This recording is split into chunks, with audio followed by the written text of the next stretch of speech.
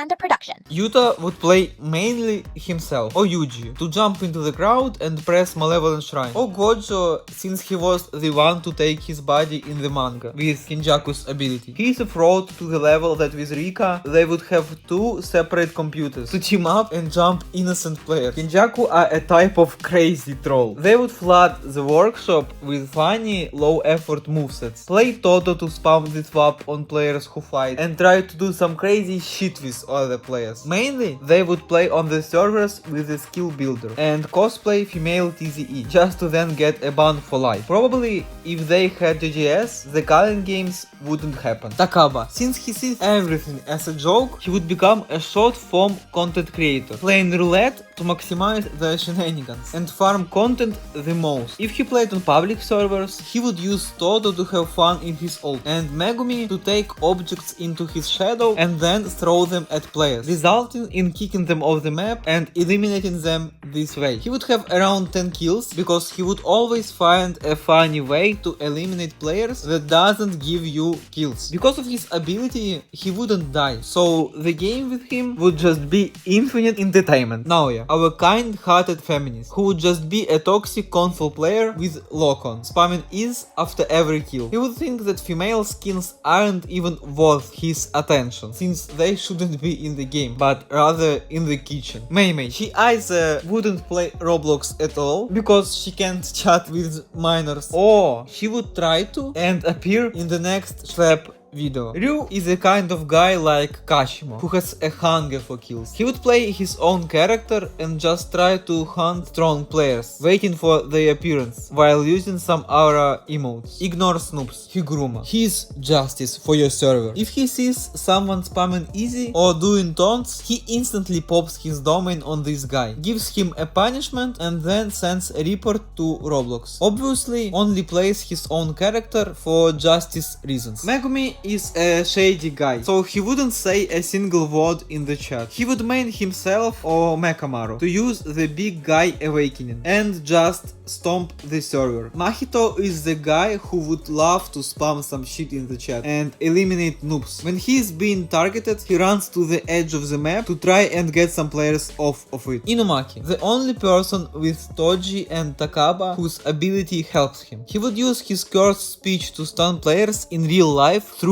voice chat, just to gain an advantage. But he doesn't use it too often, since it is cheating in the end and damages his throat. Sukuna is crazy strong player who likely wouldn't even play the game because it is stupid to him. But if he did, he isn't choosing Vessel as his main, since he despises him. The characters he would play are Megumi and Gojo. Megumi because he is his second Vessel, and Gojo is the only character in JJS that is on his respect list. Maki Zenin is the ultimate tryhard in JJS. She is always up for a rough fight with any opponent, using a character that is all about punches like Itadori, or just the weakest moveset available to improve her skills. She wipes the whole server with this mindset with ease. Choso. He is the reliable older brother who wouldn't be a very good player since he is a very old curse that is only trying video games right now. It will be hard for him to adapt. He would always join Yuji to help him because he needs to be a good older brother and improve his skills this way. Plays Yuji, Choso, Toto and Yuki. Hakari is the lazy gambling addict guy who would obviously play himself for the fever. Sometimes he would play Megumi just to have that adrenaline rush while fighting the whole server with Mahoraga, and Charles just to remember him. Choso and Hakari playing with themselves. Bro. Panda. He is the chillest guy on the server. Kinda like Hanami. But the difference is that Panda is really good at the game and is always up for fighting. He is so good that he would tell you your mistakes if you lose to him. Nanami is a serious, hardworking guy. He is a master of JJS Essentials, who plays his own character and gets a boost because he plays after his shift, which means it is his overtime. Yuji. He is the type of guy who would pray for someone to put Jennifer Lawrence on the billboard and would sometimes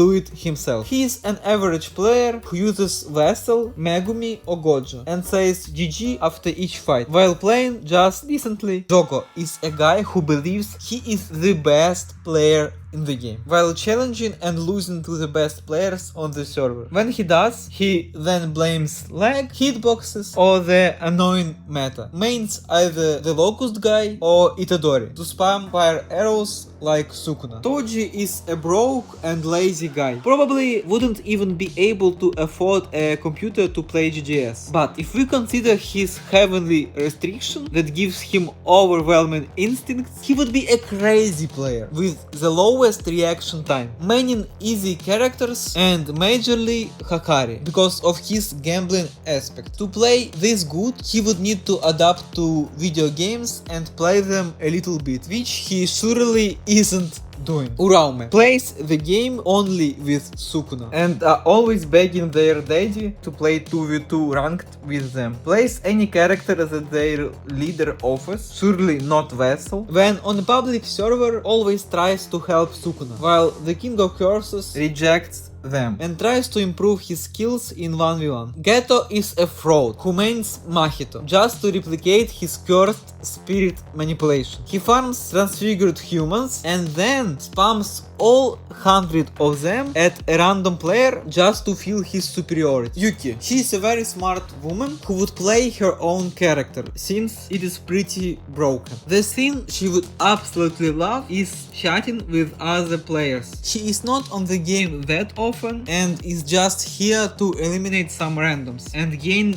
new connections, asking them their type of woman. Nobara is a kind of bad player and she would either play Nanami because she respects him or Yuki because she is the only woman in the game. Kashimo is a disaster of a player. He would play a fast-paced character like Hakari for that adrenaline rush and always trying to find the strongest player on the server or just mess around with any player. Hanami. Hanami is the pacifist who never starts a fight without asking other people. They play the game on a rare occasions and are the person who gives the game all their body and soul. Haruta is the type of most annoying player. The only thing he is doing is being annoying, which includes choosing his character and then trying to eliminate randoms by hitting them and then running away and completing this cycle. Complaints in the chat when someone starts to attack him, calling it targeting. Todo is a chill Vocaloid emote spammer at spawn and a fan of Takada, who would sit in the skill creator just to make a Takada-chan moveset. When he plays on a public server, he just does Vocaloid emotes and goes around asking everyone their type of woman. Gojo is the type of arrogant player that challenges anyone and jokes about it, saying bet before the fight. He would mainly use his students' characters and secondarily himself and Nanami for the laughs. And a massive shout out to everyone who dropped their ideas on the last video, especially this guy who wrote a literal essay. Guys, I used a lot of your concepts for this one, so thank you. But talking about gameplay is one thing, actually proving it is another. I want to officially feature the champions of the tournament. Flopa Plays, who took the crown in Panda Productions JJS tournament number 4, and Imposter P34, who absolutely dominated tournament number 5. If you think you can take them down and want your name featured in the next video, hit the link to join the Discord. We run these brackets every single Saturday. See you in the arena.